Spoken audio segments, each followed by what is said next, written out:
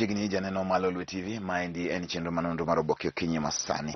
Abro luomo Oboke gi eki achiel kachiel mar mondo mi amigi iwinji ni ang'o mantiere ei Oboke gi eki. Ka wan Oboke mar The Daily Nation, Oboke mar The Star kod manondo mar The Standard. Adwa mondo mi adhi mapiyo piyo mondo mi kawuono awe chon. En Friday, odiochieng' ma ji fuong'e wigi, onge tiende kaso wigi weche mang'eny ahinya.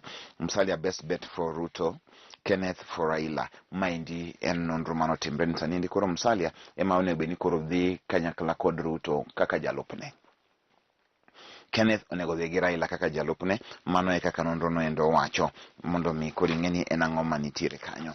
Ka wadhi nyime en ni oganda jo Kenya mang'eny neno ni koro Uhuru Kenyatta dwaro mar mondo mi Raila ema mondo kaw kare. Mane wach mantie, most Kenyans believe Kenyatta prefers Raila as successor. Mano e ler mantiere kanyo. E sama bende ka koro wadhi nyime, Kalonzo wacho ni gidhi nyime gi mano endo ma en twak kod bende Uhuru Kenyatta kod Raila Odinga mar mondo mi koro gine ka ginyalo loso mano miluongo ni Super Alliance. Mano ma bende koro bro donjo e Azimio. Mano e ler mantiere. County bosses ride on Raila's 6K promise. Ma wach mantiere kaendi, governors are riding on Raila Odinga's promise to give poor households 6,000 monthly stipend when he becomes president on the August 9th general election. Ma wach mantiere sani di Kenya ka koro governors mago ko kaka mane nitiere Ukambani wacho ni 6,000 no onego bed ni miyo ji koro ji mondo oyud 6,000 ne Raila wacho chande. Koro en wach mar campaign motegno.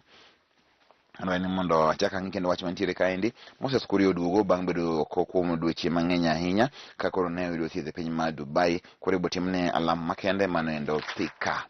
Ka wadhi nyime kanyo, wang'iyane weche mamoko manitiere gin pa josomo kod jondiko. Eno ka gin magintiere kae nyaka mago mabende ae counties. ODM governor ticket contest is party hopper versus loyalists. Mane wach mantiere kaendi gwenge mag Coast kata Mombasa. Ng'en sani endi koro governor Suleiman Shabal sani endi koro ntiere kama tek ahinya ka gilawre kod Abdul Swamad. Mano endo e gwenge mag Mombasa. Eugene owacho gomi Matiang'i kod Yatani ne ok owuok e piny owacho mar Uhuru Kenyatta mondo gidhi e siasa. Wacho ni magi gin migepe mok nyalo weni onge ng'ama ntiere kuomgi. Gin migepe malich ahinya. Governor Maviga Wilbert Chilo wacho ni onge pogruok mantiere ODM mantiere kaka onego bed ni obet. Nyalo somo Oboke malang' kaendi mar siasa, ting'o weche mang'eny kaendi. Kalonzo the tie breaker, mane wach mantiere kanyo. Kalonzo ma nyalo kelo mano endo ma en kura kama onego bed ni kura koro dhiye. ODM delegates to meet ahead of national fora. Ongwai says only select few will attend to discuss series of party issues. Mago koro weche minyalo ng'iyo e counties gi ng'eny ahinya kanyo endo. Ka ng'iyo kaendi king'eni koro Nyoro nye Kibwana Ngilu kod Mutua nye ntiere kod mano ma en bura motegno ahinya ma koro nye gikawo thuolo mar mondo mi koro gigo poro ne migosi Raila Amolo Odinga. Kalonzo chalo neno ka koro piny ni weye oringo wacho ni mondo mi koro chak loso kod jogi achiel kachiel. Reds inch closer mind in Liverpool. Bayern seek a quick fix to stuttering form against improved growth of fourth. My watchman tier. Liverpool have the chance to cut Manchester City's Premier League lead, albeit briefly, to 6 points on Saturday as they continue their distant pursuit of championships.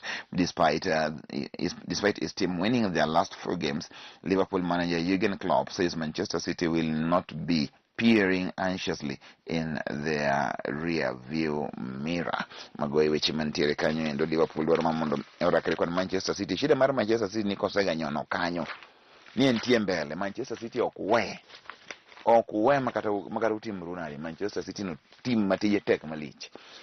Kalonzo reveals new talks to join Azimio. My watchman Tire Saniendi. Wiper Party leader Kalonzo Musyoka gives clearest hint that a deal between One Kenya Alliance and ODM leader Raila Odinga's Azimio la Umoja could be sealed soon, revealing that he is in talks with the president. Magi weche mantiere kanyo endo. Ber mamondo mikoro ng'iyane to en ang'o ma koro wachre kaendi achiel kachiel.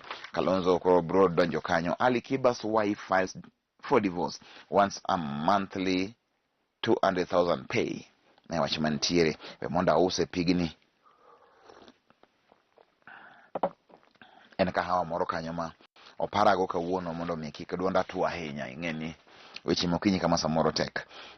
Amina said the friction arose between her and Kiba's relatives and friends at the matrimonial home. She is demanding 200,000 monthly for the upkeep of their 2 children. Manamachmantire, Alikiba. Nyalo somo gomi Alikiba do were chiel Kiba do we Alikiba. Mon bende tinde oloji gi divorce masate. Ka wadhi koni Ruto Kenya Kwanza allies say Raila unsuitable. Raila okoro motelo mane kaka jo Kenya Kwanza wacho. Kalonzo Musyoka, Oka and Azimio in talks to form super alliance. Magi mane jirita hinya ngeni ka pokoro mo kaka no winje samoro ka pokoro mo giko majuma manyien idhi los maendi super alliance nindi e okang' achiel. Maeno eler mantiere Wajia County nigi governors ariyo gi deputies ariyo. Ing'eni osebedo kaen kama yorok ng'eny ahinya.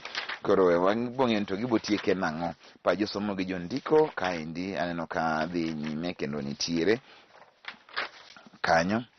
Battle of Titans. Stalwarts eye ODM ticket in Homa Bay governor race. Homa Bay kato koro pek. Homa Bay pek. Uchung ji adigi 1 2 3 4 5 ji apar.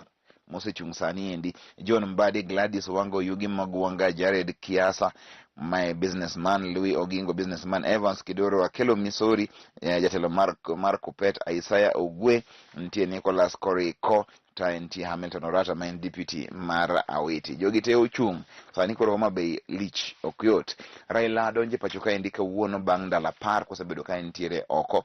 Aye odhi achiel kachiel mane Azimio madhi nyime e gwenge mag Nam Chumbi. Mago eler mantiere kanyo endo. Noka koro en wach maber. East Africa Safari Classics ni kanyo dhi nyime. Mane mang'na wenigo kanyo mano korka Standard.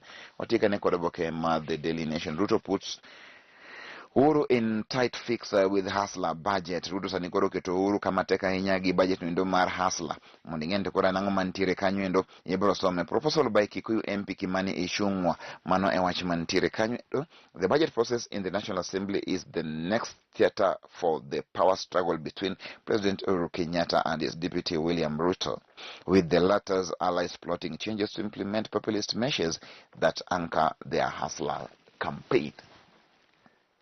Mana wach mantiere kanyo endo makoro bro bedo ka koro yuoro konitiere mano e kind Uhuru kod jo Ruto ahinya kayudo mondo miyo migi budget ma bende dhi romo gi giwegi. Sama bende koro employers kata jomo ndiko ji odagi paro ma koro nyongol kod NHIF mondo miyo ng'adi jo osara.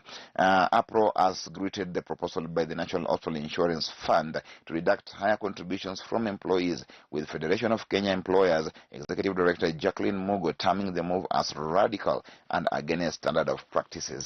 Mana e wach mantiere kanyo endo ma waneno ka nitie tang' medica e weche mantie Daily Nation. Wach magi share mantie ICC dhi nyime. Toboke ni mara boro. Ruto leads Raila in new Tifa poll. Ma wach mantiere nyoro ntiere nonro manyowuok mar Tifa kama bende sani ndikoro migosi Ruto ntiere kod kwanata malo 38 Raila nigi kwanata malo 27 maendi e kaka sani ndikoro ntiere achiel kachiel.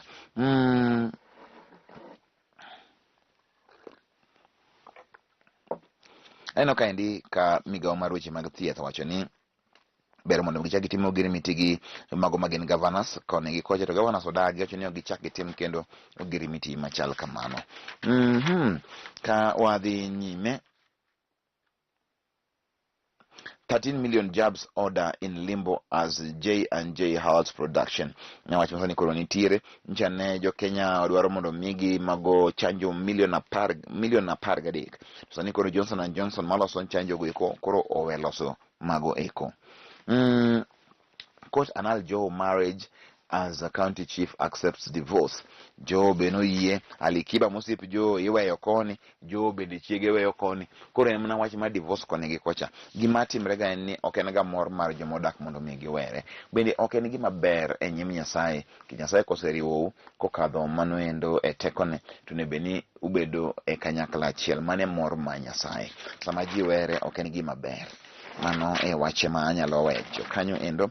Pajosomo kod jondiko nitie kaendi, aneno kaendi ka koro Peter Munya oketo kaendi somo mapek ahinya mar Vision 2030 launch of commercial agricultural hub in Eldoret. Mano e wache mantiere mondo mi ing'e ni nang'o. Raila team calls off rallies in Gusii as Arati Ongwae tussle. Ma wache mantiere weche ma sani nyime kisikisi ma koro tek ma manyo gavana ma piny licha. Ex-Mungiki boss to make second Senate seat bid. Mane wache mantiere ma ina njenga do mondo mi ochak temane manyo kaka onyalo bedo senator ma Laikipia. Mana e wache mantiere kanyo.